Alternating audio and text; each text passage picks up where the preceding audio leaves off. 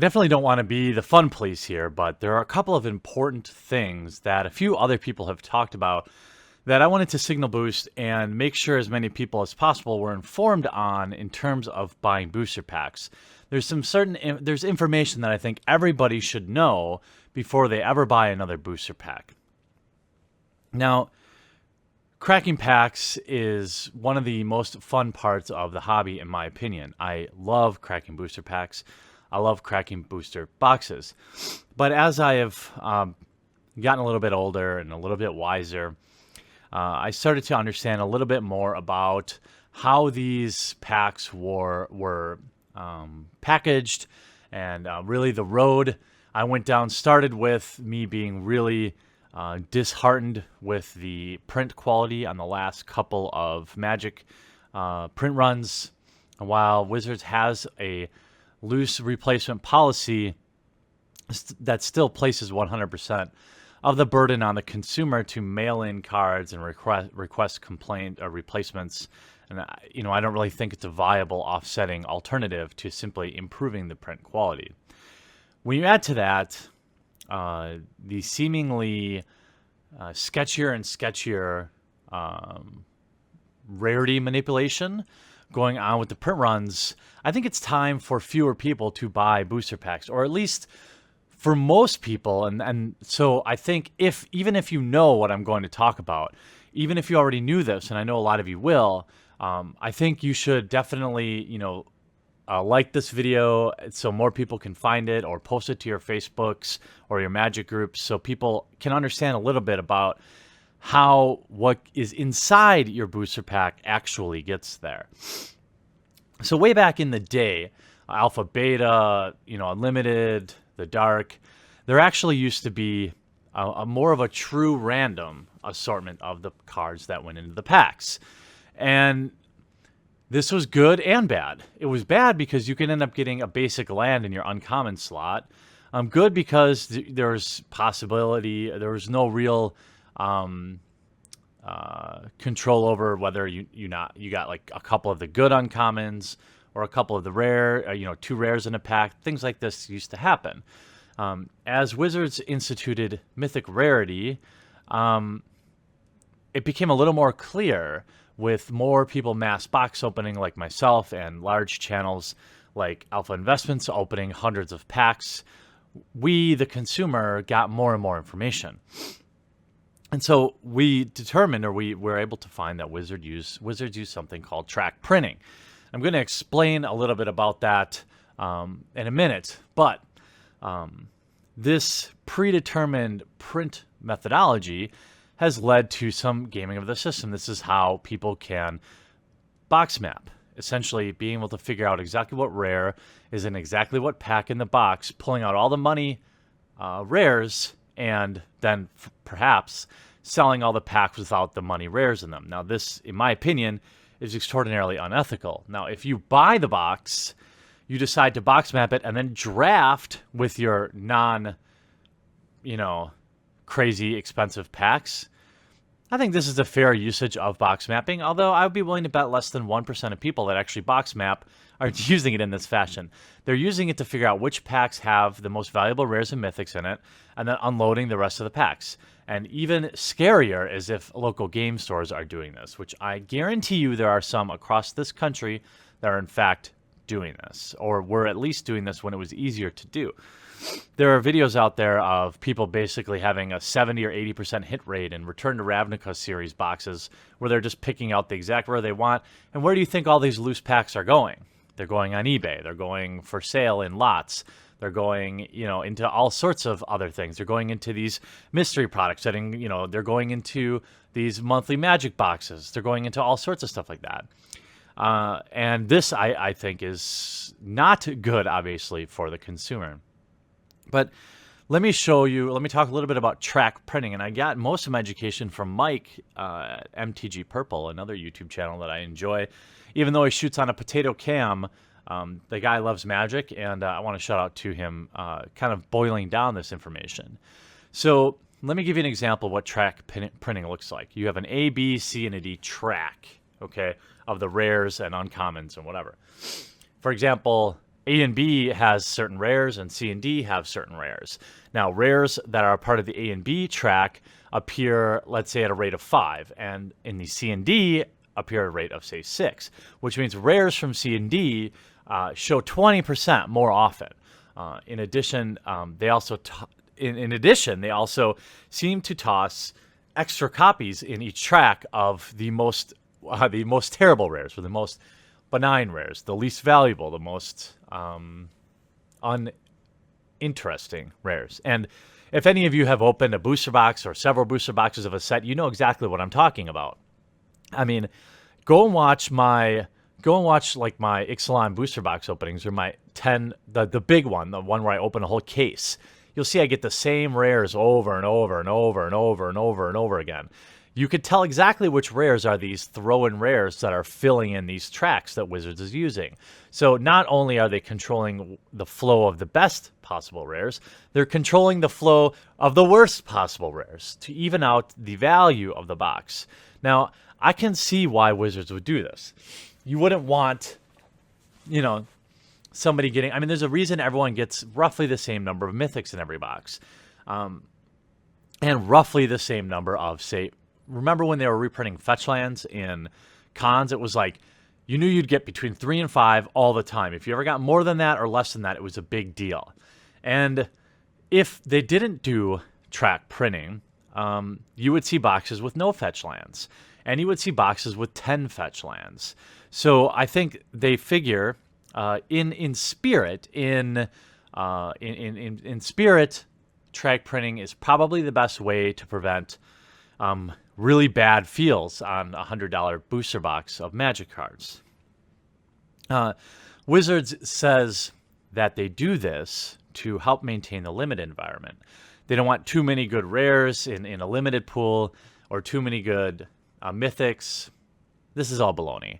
This is their red herring. This is what they can say to control it and not appear to be manipulating what can only be described as a literal addiction for many people to cracking Magic the Gathering booster packs. It's something that I've gone through in my day for sure, and many of you probably have too, where you overspent on Magic packs, or you just you just buy that one more pack seeking that rare, and instead of just doing what the smart thing is to just purchase the rare on the secondary market at the best possible price. Now, isn't it odd that when you look at like the master sets, why are there so many seances as the rare, but so few of the enemy fetch lands, right? This is done on purpose. Wizards knows exactly. They don't have to talk about the power. I mean, they can talk about the power of a card necessarily. They never have to talk about the money or the value of the card, because those two things are in general correlated, right? So they could say, well, fetch lands are too warping for a draft.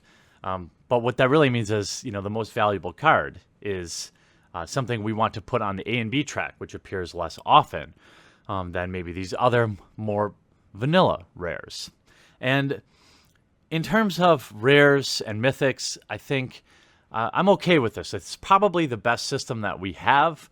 But look at Aether Revolt. I opened many, many boxes of Aether Revolt. Some boxes had just one Fatal Push. An uncommon, an entire booster box had one Fatal Push and 5 of a single rare. Okay? This is happening because now, of course, there's essentially a mythic rarity in the uncommon slot. Wizards knows which uncommons are going to be powerful, and they'll print them at a less frequent rate.